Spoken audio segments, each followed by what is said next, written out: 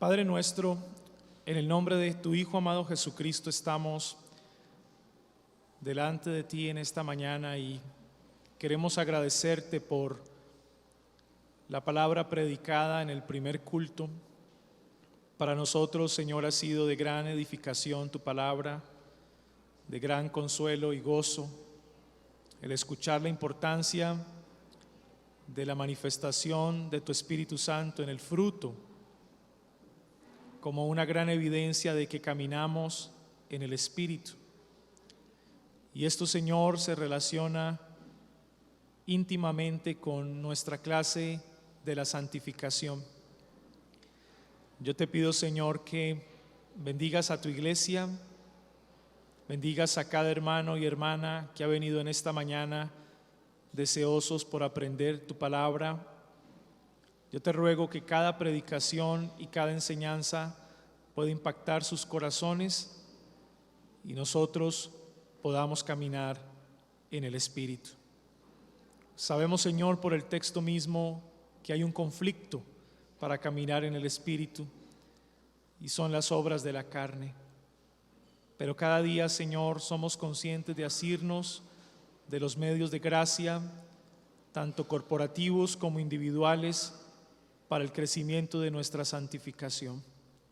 Así que te pido, Señor, que tengas misericordia de tu iglesia y nos ayudes en este caminar en el Espíritu, como un anticipo de lo que viviremos en la eternidad.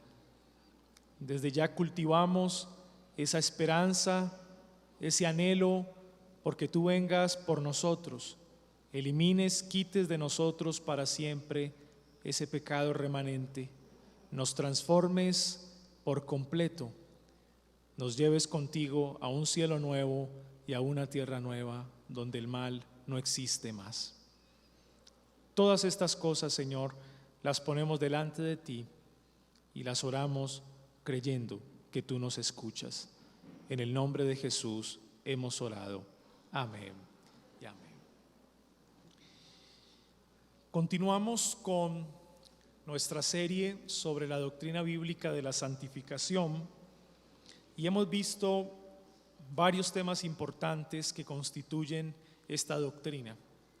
Y ahora estamos enfocados en los medios de santificación.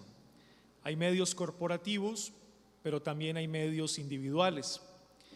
Los medios corporativos, como hacer parte de una iglesia bíblica local, ser miembro de esa iglesia, someterse a la supervisión y a la disciplina eclesiástica de esa iglesia, crecer en comunión con los hermanos, exponerse a la predicación pública de la palabra de Dios, exponerse a las amonestaciones de otro hermano, participar de la cena del Señor, de los cultos de adoración. Todo esto son medios corporativos que nos permiten crecer en santificación. Pero también hay medios individuales. Y en la clase anterior estudiamos un medio individual para crecer en santificación y fue la oración secreta. Y vimos la importancia de orar, pero más que orar, la importancia de perseverar en la oración.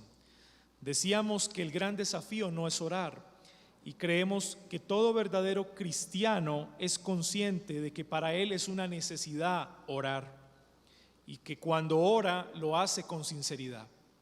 Nadie duda de eso. El asunto aquí es que no todo verdadero creyente persevera orando. Ese es el gran desafío del cual hablamos la clase anterior. Para nosotros a veces es difícil entender esto, cuán importante es perseverar en lo que hacemos. Y el fruto se ve reflejado es en la constancia. Podemos ser muy sinceros cuando hacemos lo que hacemos, cuando pensamos lo que pensamos, pero si no lo hacemos de la manera correcta, no somos más que sinceros, equivocados. Y la palabra del Señor corrige nuestra forma de pensar y nos ayuda a transformar eso, que no seamos simplemente sinceros, sino que seamos sinceros pero haciendo lo correcto, la forma correcta, como la palabra del Señor nos enseña a crecer en santificación. Hoy veremos un segundo medio individual para crecer en santificación y es la lectura de la palabra de Dios. Ese es el segundo medio individual para crecer en santificación, la lectura de la palabra de Dios. Y nos vamos a concentrar en nuestra clase desarrollando 3 encabezados que constituyen nuestro tema. El primero de ellos es el lugar que ocupa la palabra de Dios en la santificación. El lugar que ocupa la palabra de Dios en la santificación. En segundo lugar, la forma en que la palabra opera en el proceso de santificación. La forma en que la palabra opera en el proceso de santificación. Y en tercer lugar, la necesidad de asimilar la palabra de Dios. 3 encabezados que constituyen la clase de esta mañana. El lugar que ocupa la palabra de Dios, la forma en que la palabra opera y la necesidad de asimilar la palabra de Dios. Y vamos a desarrollar cada uno de estos encabezados. En primer lugar, el lugar que ocupa la palabra de Dios en la santificación. La gran pregunta es, ¿qué relación tiene la palabra de Dios con la santificación del creyente? Para eso vamos a Juan capítulo 17, en el contexto de la oración sumo sacerdotal de nuestro Señor Jesucristo. Él intercede delante del Padre por los elegidos, por su pueblo. Y en esa oración sumo sacerdotal, el Señor Jesucristo nos enseña la relación entre la palabra de Dios y la santificación de los suyos, de su pueblo elegido. Mira lo que dice el versículo 15 del capítulo 17 para luego llegar al 16. No ruego que los quites del mundo, sino que los guardes del mal. No son del mundo, como tampoco yo soy del mundo. Santifícalos en tu verdad. Tu palabra es verdad. Y al escuchar las palabras de Cristo, nosotros podemos concluir de que para Cristo mismo, la verdad, que no es otra cosa que su palabra, es un medio de santificación. Bueno, Él lo dice en su oración sumo sacerdotal, santifícalos en tu verdad. Pero, ¿cuál es la verdad? ¿Qué es la verdad en este contexto? Tu palabra es verdad. Cristo mismo establece la relación entre la santificación y la palabra de Dios. Miren lo que dice Hechos capítulo 20. Hechos capítulo 20.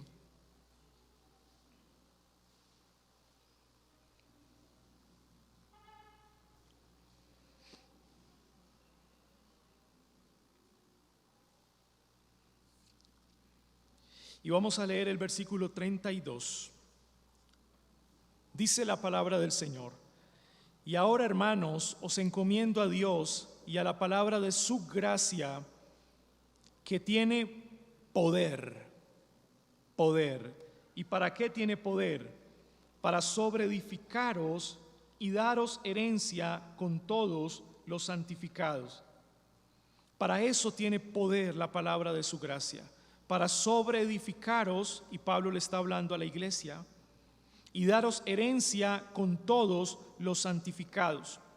Aquellos que están siendo santificados están siendo sobreedificados.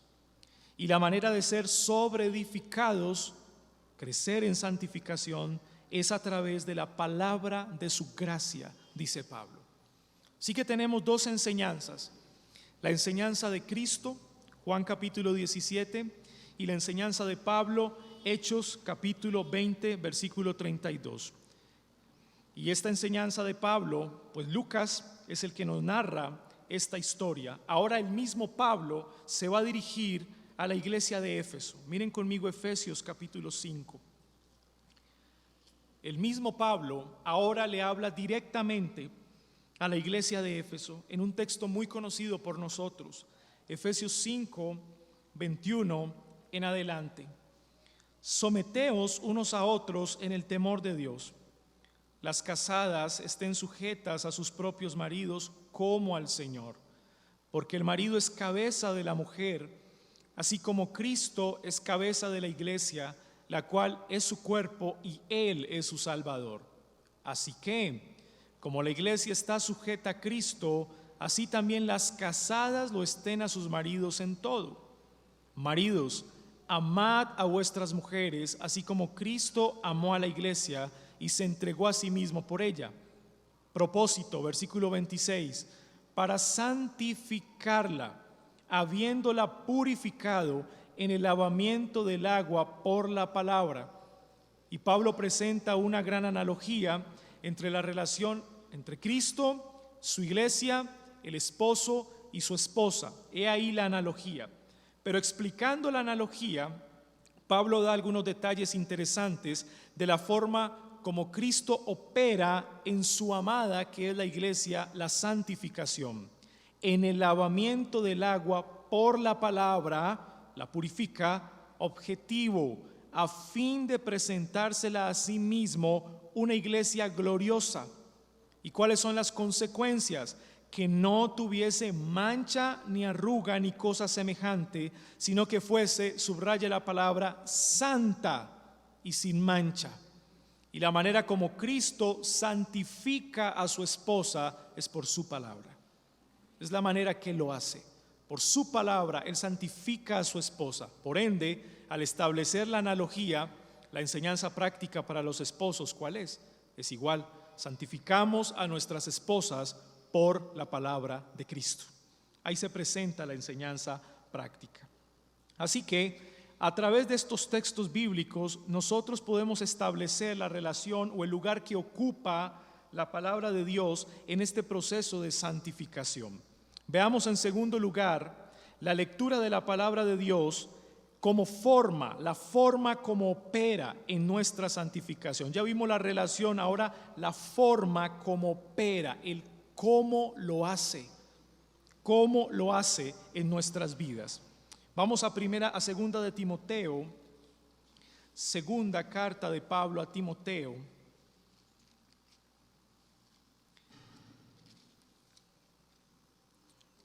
Capítulo 3, versículo 16.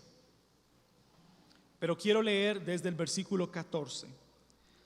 Dice Pablo: pero persiste tú, hablándole a Timoteo, en lo que has aprendido y te persuadiste, sabiendo de quién has aprendido, y que desde la niñez has sabido las sagradas escrituras, las cuales te pueden hacer sabio para la salvación por la fe que es en Cristo Jesús.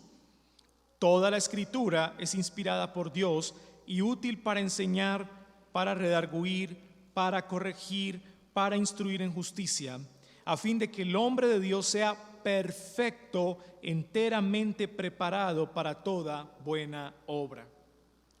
La forma como opera la palabra del Señor en nuestra santificación. Pablo mismo inicia su mensaje con una presuposición. La palabra es de Dios, no es la palabra humana, es la escritura de Dios. Fue inspirada, literalmente, exhalada por Dios, es lo que quiere decir Pablo, exhalada por Dios. Y en esa obra de exhalación, el Señor utilizó a los escogidos, a los hombres elegidos para llevar a cabo ese proceso de escribir su palabra. Y preservó el proceso del error. Por eso cuando leemos esa línea, toda la escritura es inspirada por Dios, entendemos de manera implícita que es infalible e inerrante. Por ende, si la palabra que santifica es infalible y es inerrante, entonces tiene el poder de santificarnos. Nosotros no podemos confiar nuestra santificación en una escritura no confiable o en la palabra de alguien que no sea confiable, que no sea infalible y que no sea inerrante. Nosotros confiamos nuestra santificación, el proceso de nuestra santificación, en la escritura que es la palabra de Dios y que es infalible e inerrante, por ende es confiable. Si Cristo mismo lo enseñó en Juan capítulo 17, Pablo mismo se lo dijo a los hermanos que estaban en Mileto, en la despedida famosa en Mileto, y Pablo mismo se lo dijo a la iglesia en Éfeso. Ahora vemos que lo confirma a Timoteo con la presuposición de que es así. Y es útil, y aquí viene la forma de operar, para enseñar. La palabra del Señor nos enseña. Cuando nosotros nos acercamos a ella y la leemos, ella nos enseña. Y si ella nos enseña, ¿quiénes aprenden? Nosotros. Nosotros somos los que aprendemos. Ella es la que nos enseña. Número 2, nos redarguye. Y esa palabra redarguir tiene que ver como cuando un padre de familia corrige a un hijo. Corrige a un hijo, pero de tal manera que la corrección le duele a su hijo. El hijo siente eso. Su corazón se siente triste porque ha defraudado o decepcionado a su padre.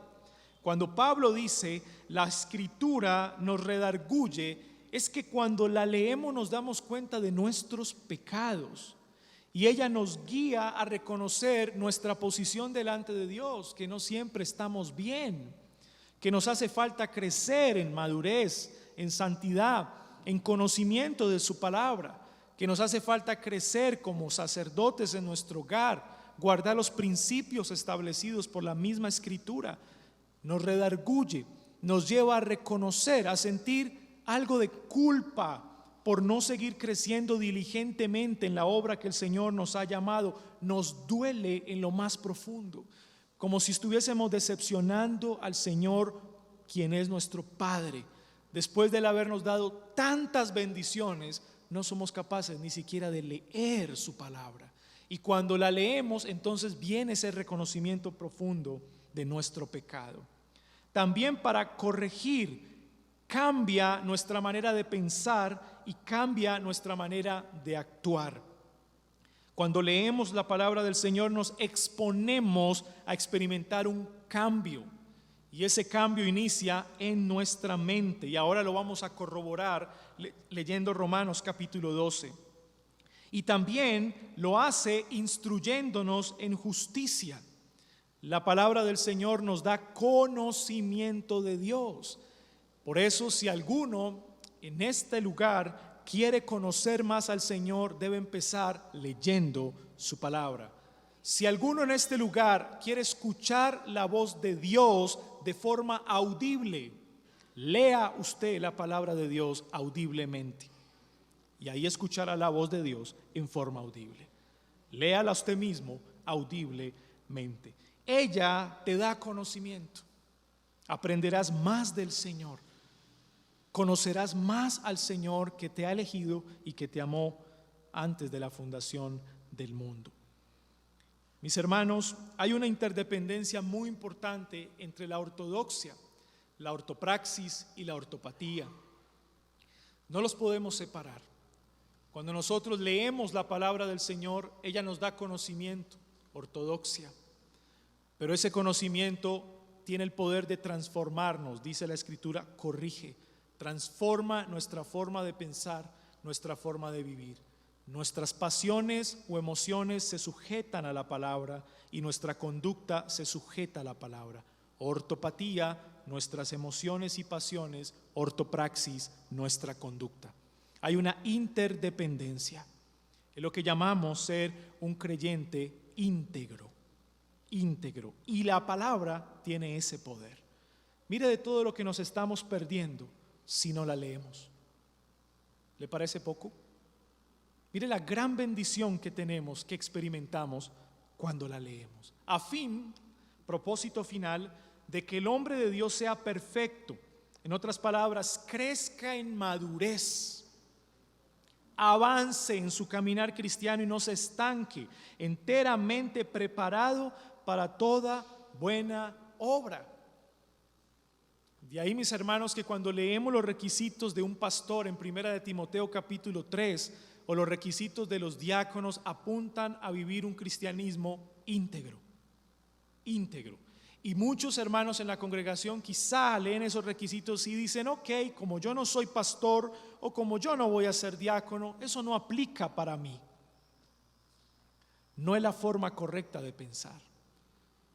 Aunque entendemos bien que hay un llamado especial para ser pastor y para ser diácono no significa que las cualidades que aparecen en 1 de Timoteo capítulo 3 no se puedan tomar como principios de una verdadera vida cristiana.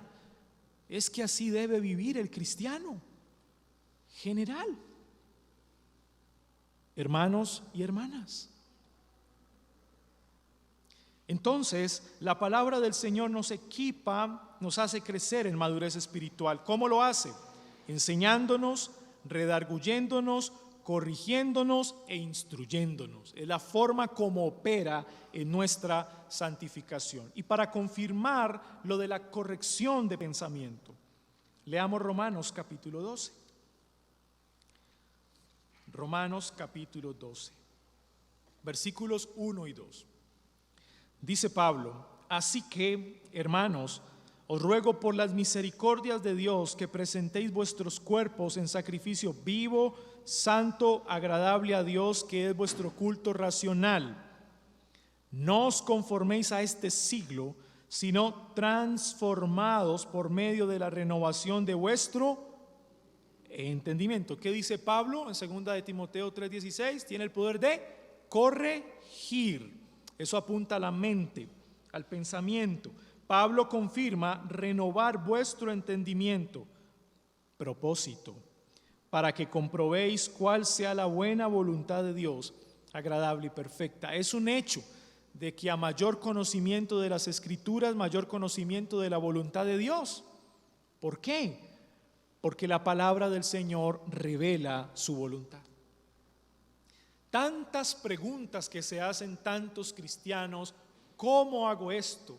¿Qué decisión tomo? Si tan solo leyeran un poquito más sus Biblias, si tan solo estudiaran un poquito más sus Biblias, quizá muchas de esas preguntas no existirían en sus mentes. Porque la palabra del Señor nos capacita de tal manera que en ella podemos conocer la voluntad revelada de Dios. Eso es así. Ahora bien, si hemos visto el lugar que ocupa la palabra del Señor en la santificación, la relación, lo vimos en Cristo, lo vimos en Pablo, y hemos visto la forma como la palabra del Señor opera, lo vimos en Timoteo, ahora en Romanos, veamos en tercer lugar la necesidad de asimilar la palabra de Dios. La necesidad de asimilar la palabra de Dios. Salmos 119,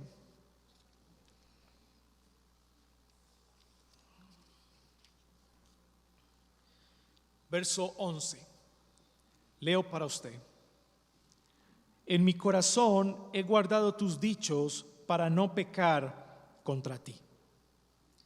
Y cualquiera de nosotros al leer este salmo pudiese pensar que la palabra guardado significa simplemente como escuchar quizá la palabra del Señor, leerla, eso es guardarla.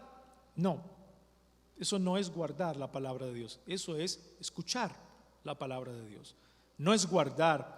La palabra guardar, y generalmente utilizada en el Antiguo Testamento, va siempre relacionada con el corazón, y por eso lo encontramos en el verso 11 así: en mi corazón he guardado tus dichos. Si amamos al Señor Jesucristo, debemos guardar sus mandamientos. Él está utilizando el mismo estilo veterotestamentario. Guardar mis mandamientos, Señor, pero ¿dónde guardo tus mandamientos? Según el Antiguo Testamento, en el corazón. O sea, hay una relación estrecha entre guardar y el corazón. Recuerden que para el judío, el corazón, pues, era aquel lugar que describe el ser del hombre, el ser del hombre.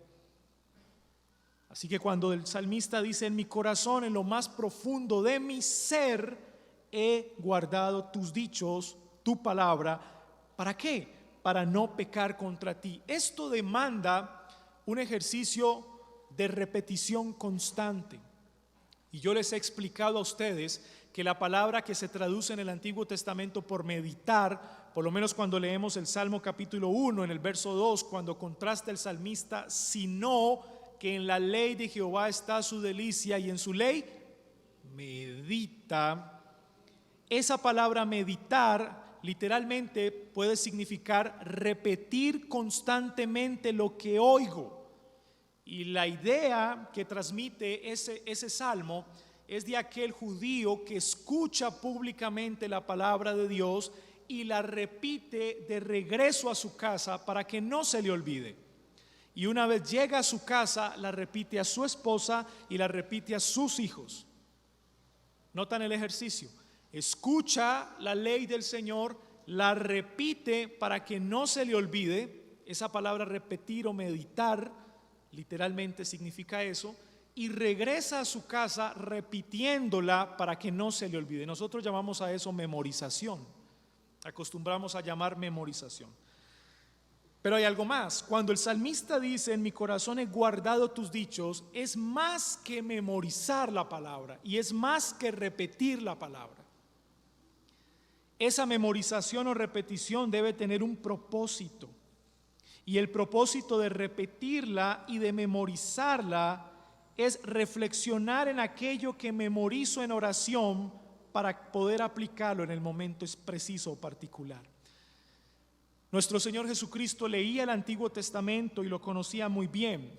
Y cuando Satanás lo tentó, él había memorizado las Escrituras, él había repetido las Escrituras, pero había reflexionado en aquello que había memorizado. Pastor, ¿cómo te das cuenta de eso? Porque la cita de Jesús de Deuteronomio no está fuera de contexto. Jesús no citó Deuteronomio en Mateo capítulo 4 fuera de contexto para decirle a Satanás: vete, al Señor tu Dios adorarás, a Él solo servirás.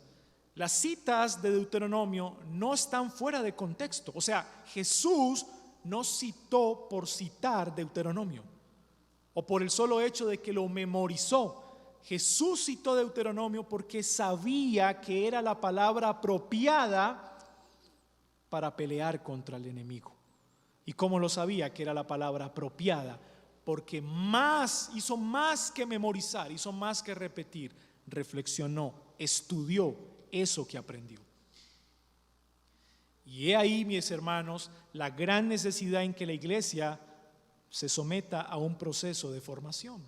Y es por eso que cuando ustedes se congregan y se exponen a la palabra de Dios, aprenden a interpretarla, aprenden enseñanzas de muchos textos de la Biblia, de tal manera que cuando usted la lee en su casa, recuerda lo que se le enseñó. Y su conocimiento de ese pasaje es mucho más profundo que antes. Usted la lee y ya recuerda lo que se le enseñó. Esto me lo enseñaron en la iglesia, esto me lo enseñó tal pastor. Yo recuerdo que él dijo esto de este versículo. Miren el ejercicio, y lo está haciendo usted solo en casa. Usted está recordando lo que se le enseñó y lo está aplicando a su propia vida en la lectura de las Escrituras. Así que cuando el salmista dice: en mi corazón he guardado tus dichos, repite, memoriza, pero reflexiona profundamente en aquello que memoriza. Llamaríamos estudio de las Escrituras. Estudio. Y esa es la forma de asimilar la palabra de Dios. Si no nos esforzamos un poquito más, no la vamos a asimilar. No la vamos a asimilar. Y cuando el enemigo venga a tentarnos, no tenemos la palabra indicada para combatir la tentación. No la tenemos. Así que el nivel de exigencia en este tercer encabezado es un poquito más de entrega, un poquito más de estudio, un poquito más de dedicación a la palabra de Dios. Así que hemos visto tres cosas importantes: el lugar que ocupa la palabra de Dios en la santificación, cómo opera la palabra de Dios en nuestra santificación y la necesidad de asimilar la palabra de Dios, y nos damos cuenta que requiere un buen ejercicio. ¿Qué aprendemos de una clase como esta? Número 1, debes leer la palabra diariamente. Subraye eso, por favor. Usted debe leer la palabra diariamente. No es un asunto de tener la Biblia en un púlpito o en un lugar, en el Salmo 91 o en el Salmo 23, empolvándose la Biblia. O como aquella señora que se le perdieron sus gafas Y le dijo: pastor, hace una semana se me perdieron mis gafas y ya las encontré. ¿Y dónde las encontró? En la Biblia. Imagínese usted, en la Biblia. Así no opera la palabra de Dios. Hay que leerla diariamente, diariamente. Pastor, en el día, ¿qué dice el Salmo? De día y de noche. Pastor, venga, explíqueme eso en palabras simples. De día y de noche. ¿No hay otra explicación para eso? Sí, de noche y de día. ¿Saben que nosotros complicamos más el asunto? Es más fácil de lo que pensamos. Está ahí escrito. Está escrito. Es la forma de hacerlo diariamente. Número 2, debes leerla reverentemente. ¿Y qué significa de leerla reverentemente? Saber que el libro que vas a leer no es una revista, no es un periódico, no es simplemente un libro de historia o un libro de física o de ciencia o de medicina. No, es la palabra de Dios. No contiene la palabra de Dios, es la palabra de Dios. Por ende debemos tomarlo con mucha seriedad y mucha reverencia. Saber a qué nos enfrentamos cuando leemos la palabra de Dios. Número 3, debes leerla en oración. Necesitamos depender del Espíritu Santo siempre que leemos la palabra de Dios. Lo contrario sería una muestra de la clase de hace 8 días. Sería una muestra de no orar al leerla.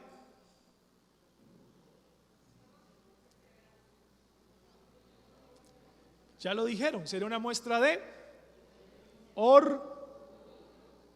orgullo. ¿Recuerdan la clase pasada? ¿Qué es la oración? Es la dependencia al Espíritu Santo.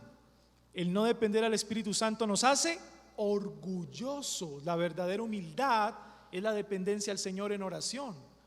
Así que si yo no dependo de Él en oración para leerla, soy un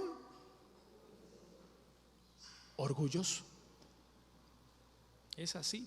Y soy un orgulloso porque creo que tengo las capacidades, las habilidades, las fuerzas para poderla entender por mi propio ejercicio racional. Y eso no es otra cosa que orgullo. Esa fue la gran bandera de los ilustrados. La gran bandera de los ilustrados fue esa, la razón, lo que se conoce como racionalismo. Mis hermanos, no es así. Aunque debemos ejercitar la razón para comprender las Escrituras, debemos depender urgentemente del Espíritu Santo en oración. Debes orar cuando lees. 4, debes leerla reflexivamente. Y ya les expliqué eso, ¿verdad? Guardarla en mi corazón. Leerla reflexivamente, llevársela en la mente cuando sales en la mañana, recordarla, repetirla. En la noche, recordarla, repetirla. Reflexionar profundamente en lo que significa ese pasaje. Debes leerla organizadamente. Trata de llevar un orden cuando leas la Biblia. Recomendamos iniciar por el Nuevo Testamento, iniciar por los Evangelios, la lectura de la Biblia. Muchos de ustedes leen la Biblia siguiendo un orden ya establecido, ¿verdad?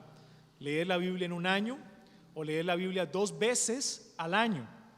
Eso está bien. No obstante, me preocupa a veces un poco cuando en la guía que usted recibe aparecen 5 capítulos, 6 capítulos diarios. Me preocupa por una razón, porque a veces pasamos muy rápido y no alcanzamos a reflexionar ni siquiera en un capítulo. Y eso de quizá hay que repensarlo, porque de pronto no está alcanzando el fin de leer la palabra de Dios. Quizá muchos lo hacen por hacerlo y eso es mejor, eso es más que no hacer nada, ¿verdad? Sin embargo, si queremos crecer en santificación, debemos hacerlo organizadamente, entendiendo que lo que leemos lo comprendemos. Lo que leemos lo estamos comprendiendo y lo estamos reflexionando. Eso es importante. Y debes aplicar lo leído. Y no porque nosotros seamos el Espíritu Santo, quien aplica las cosas, no, es eso mismo. Es el Espíritu Santo quien nos enseña la verdad práctica de ese pasaje.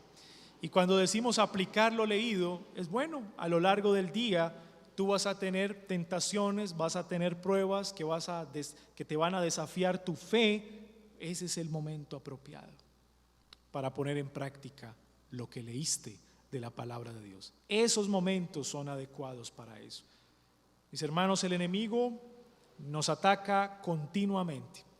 Y cuando nos confiamos, entonces tropezamos. No nos confiemos. Debemos ser conscientes que en cualquier momento somos tentados o somos probados. Así que necesitamos hacer este ejercicio de la lectura de la palabra de Dios.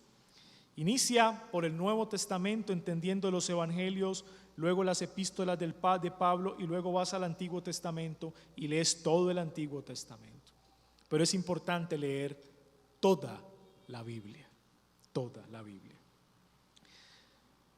Recuerdo a un puritano que estaba predicando las Escrituras y el rey Jacobo entró a escucharlo, y mientras él predicaba las Escrituras, el rey Jacobo hizo algunos comentarios con alguien. Entonces el predicador se detuvo y dijo en voz alta: calla, que el león ruge, hasta los soberanos deben sujetarse a él. Se lo dijo al rey: calla, que el león ruge, refiriéndose a la predicación, y hasta los soberanos tienen que sujetarse a él. ¿Por qué? Porque nosotros entendemos que la palabra del Señor, infalible e inerrante, tiene el poder para transformar las vidas. Y por último, es fácil conseguir una Biblia hoy, ¿verdad? Relativamente fácil. Usted la compra, a veces se la regalan. Usted regala Biblias.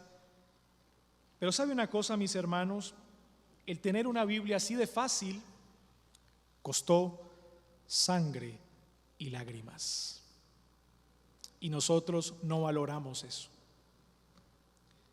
El catolicismo romano prohibió las traducciones de la Biblia. Y no vamos a hacer un juicio mal hecho. Quizá muchos sinceros trataban de salvaguardar la doctrina al no permitir la traducción, pensando en que al traducirla el pueblo la iba a interpretar como quería y se iba a distorsionar la doctrina. Quizá muchos fueron sinceros en ese actuar. Quizá a otros no les convenía la traducción porque el pueblo saldría de la ignorancia, y un pueblo que sale de la ignorancia no es fácilmente manipulable. Pero sea como sea, mártires, William Tyndale, Julianillo Hernández, el español, se le decía Julianillo porque era corto de estatura, murieron por traducir la palabra del Señor. El trabajo espectacular que el Señor hizo a través de Lutero con el Nuevo y el Antiguo Testamento, casi 11 años de traducción. Reina, 10 años de traducción. Cipriano, casi 20 de edición. Perseguidos por la Inquisición española, tuvieron que huir de España. Y hoy nosotros abrimos una Biblia que dice Reina Valera y a veces ni la leemos. ¿Entienden, mis hermanos? El gran valor y el gran tesoro que tenemos en nuestras manos. La providencia de Dios nos ha regalado este precioso tesoro. Atesorémosla, no en el púlpito de la casa ni en el mesón. Atesorémosla, ¿dónde? En el corazón. Demos gracias al Señor. Padre nuestro, te doy gracias por este tiempo de escuela bíblica. Te ruego, Señor, que nos ayudes a todos como iglesia a leer más tu palabra y a crecer en el conocimiento de la verdad. En el nombre de Jesús. Amén.